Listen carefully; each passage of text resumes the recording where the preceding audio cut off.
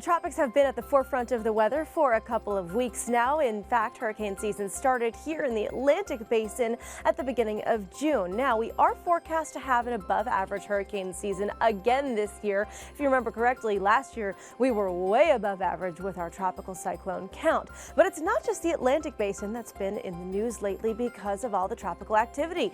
If you remember correctly, earlier this week we were talking about a tropical storm impacting the Olympics. So that begs the question, what's the difference between a tropical storm, a hurricane, a typhoon, and a cyclone? Well, the answer is mostly geography. Now, when we're talking about hurricanes, we're talking about the strongest of tropical cyclones, really along the North American coastline and the South American coastline. So talking about the Eastern Pacific Ocean and the Atlantic Basin. When we talk about typhoons, we're going to the Northwestern Pacific Ocean. It's the same thing as a hurricane, just a different geography. It's the same situation when you talk about cyclones. That's when we talk about the Indian Ocean and the South Pacific Ocean as well. Again, the same thing as a hurricane and a typhoon, but just different locations. Now, a tropical storm, that's not quite the same. That is a weaker category of tropical cyclone, the term that embodies all of those things I just named. Tropical storm wind speeds are from 39 miles per hour to 73 miles per hour. Once you get past that,